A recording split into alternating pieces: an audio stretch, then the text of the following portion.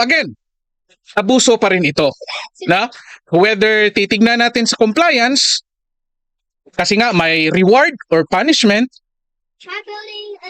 or itignan natin sa obedience mga ka-learners. Now, bakit nga ba nagiging abuso ito? So, anong mga posibleng rason? Mga posibleng rason mga ka-learners, unang-una, economic survival. Okay? So, economic survival, sabihin nating survival, naghihirap yung tao, nangangailangan ng pera, no? Ano pa? So, yun na nga, nagiging abuso siya kasi yung mataas na opisyal, mataas na tao na nasa mataas na ranggo, nagtitake advantage siya doon sa taong nangangailangan. In this case, halimbawa, kahit sabihin natin economic survival, no? Nangangailangan ng probably pangbayad sa paralan, pangbayad ng upa ng bahay, renta na lang kasi sa Cebuano iba yung upa eh. Di ba? Sino yung Cebuano dito? Bayad ng renta ng bahay, tapos ano pa? Yun na nga, abuso. Tapos, at the same time, pwede rin, ito yung mahirap, lalong-lalo na concern kami dito mga ka-learners, no? Trauma. Posible, yung isang tao, or halimbawa, in this case, babae, na involved dito, ay may experiences or may pinagdadaanan na trauma. Posible nung pagkabata niya, or again, trauma ng maraming klase mga ka-learners. Posible, bago siya pumasok ng ganito, may pinagdaanan siya bago niya ito natanggap sa kanyang sarili, mga ka-learners. So kaya nga,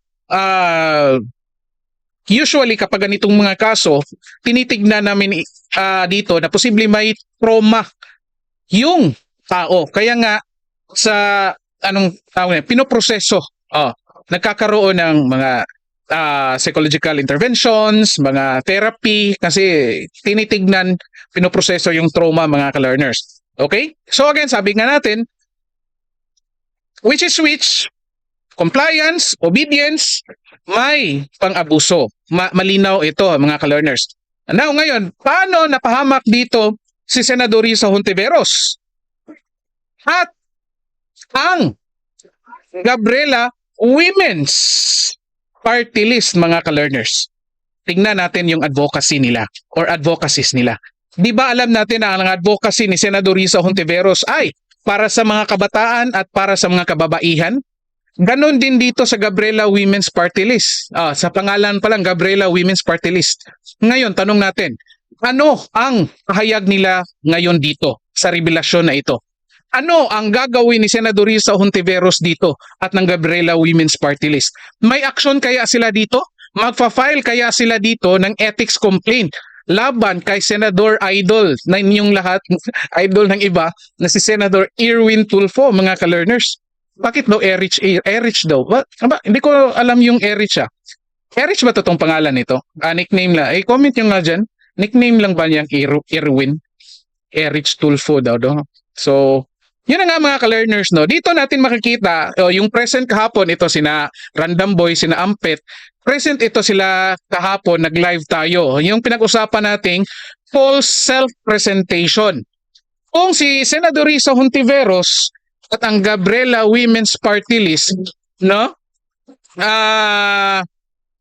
Hindi sila gagawa ng aksyon laban dito sa ginawa ni Senador Erwin Tulfo, most likely, mapapasok sila doon sa tinatawag nating false self-presentation. Na kung saan, in public, no, sa mga interviews nila, sinasabi nilang for pro-women sila, women's rights sila, pinoprotektahan nila. Tingnan nyo, na Gabriela Women's Party List, yung comment lang ni Bong Suntay. Di ba, anong ginawa nila? File sila ng ethics complaint. Di ba? Ganito, ang dami nilang statement. So, ngayon, unfortunately, wala pa akong narinig galing sa mga grupong ito. Mga ka-learners wala pa akong narinig. Well, hindi naman automatically kung wala akong narinig, wala rin silang statement. No? Baka hindi ko lang rin nakita. So kayo, tingnan natin mamaya, o hintayin natin matapos itong araw na ito, kung talaga nga bang itong grupong ito at si Senador Risa Hontiveros ay may sasabihin tungkol dito mga ka-learners. Kaya niya nga bang labanan si Senador Erwin Tulfo dito na kapartido niya or kasamahan niya dyan sa block na yan? Kaya niya nga bang labanan ito mga ka-learners? Kaya niya nga bang ipaglaban yung mga naabuso dito na mga sabihin nating, huwag natin sabihin biktima, survivors. Usually sa tawag namin dyan survivors. No? Again, ito yung challenge. Kaya nga sabi natin, hama ko, bend the chicks din daw si Erwin Tulfo. Imagine nyo, hindi lang isa, hindi lang dalawa, maraming beses pa, mga ka-learners, no? Most likely, expect natin, itong ganito, hindi ito kagaya ng mga nasa gilid-gilid lang na mga na mga yung kasi dito sa Cebu, may isang lugar dito na kapag dadaan ka, sasabihin niya, sir, pangkapi lang, may ganyan. Mga 300, 500 kapag dadaan ka. Ito mga mga tawag din yung high end ito Hindi ito pwede yung mga pangkapi-kapi lang, no? So imagine nyo, ganyan ka privilege. Oh, ang hirap nito kung tayo nagbabayad nito kasi galing sa tax natin yan yung naging problema. Pangatlong issue. Kung kaninong pera pinangbayad diyan mga ka-learners, no? Magandang gabi. Uy, presente ito si Sir Anthony Vilches kagabi. So ito na nga mga ka-learners, no? Again, challenge natin. Manawagan tayo dito kay Senador Rizal Ontiveros, Gabriela Women's Party List. Kung again, totoo yung advocacy ninyo, na pinoprotektahan niyo ang mga karapatan ng mga kababaihan, karapatan ng mga kababaihan pa nga pala, no? Kabataan din. No? Hindi nga rin natin alam. Buti hindi nabanggit yung age nung Kung nabanggit pa, nako, baka delikado. Mga ka-learners, no? Again, gumawa kayo ng aksyon tungkol dito sa revelasyon na ito. Imbestigahan ninyo ito. Mga ka-learners, no? Kasi kung hindi, mapapatunayan nating false self-presentation lang yung ginagawa ninyo. Maingay lang kayo kapag kalaban ninyo yung nagkakamali. Yan. Ako personally, nagagalit ako dito mga ka-learners kasi may emotion kasi may anak akong babae, may mga dati akong mga estudyante, yun nga, may nag-thesis sa amin dati, at may personal din akong nakausap mga ka-learners na former student namin na may nag-offer talaga sa kanya. No? May nag-offer sa kanya kasi nga daw, actually maganda, morena, ang ang offer sa kanya, lang daw, 3 to 5, no? 3 to 5K, tapos bibigyan siya ng phone na doon lang ang exclusive communication nila, mga ka-learners, no? So, personal ko na parang na-interview na lang rin kasi nag-open up. No, again, kaya nga hindi ko gustong ganitong mga mga ka-learners.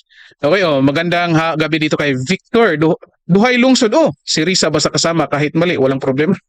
Yun nga challenge natin dito, Duhay Lungsod. Saan ba kayo? Hindi ba ito taga Cebu? 2 towns. Victor 2 towns. No? So, okay mga ka-learners, lumagpas tayo ng 2 minutes, no? So, I hope meron kayong mga natutunan dito sa mga pinag-usapan natin. Again, napag-usapan natin itong compliance, incentivization, obedience, no?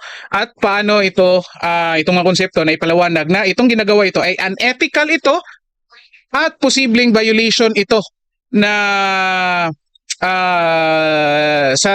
again bilang senador mga ka-learners. So Erich pala, Sylvester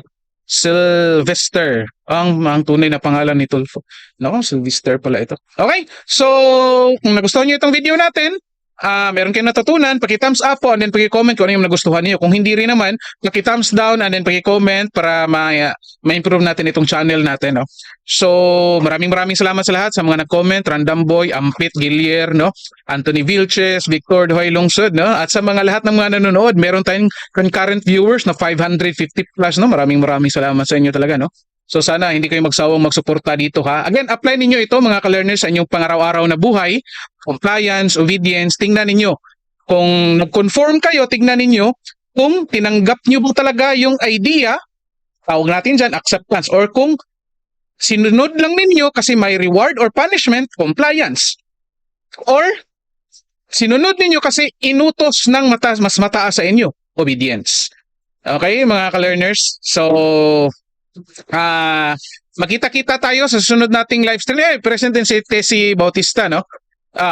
Thumbs down. Can't understand yun. Ako, English pala ito. Sorry ma'am, no, Tagalog, nagtagalog ako. Hindi ko alam, may may foreigner pala dito. Okay, baka mamaya mag-live ako. I-try nating i-weekend yung argument ng NBI, yung revelation din ng NBI. I-try natin i-weekend yung gamit ang konsepto ng sekolohiya. Mamaya, try ko lang, no? Okay, so magkita-kita tayo sa sunod nating live stream at paalam po sa inyong lahat.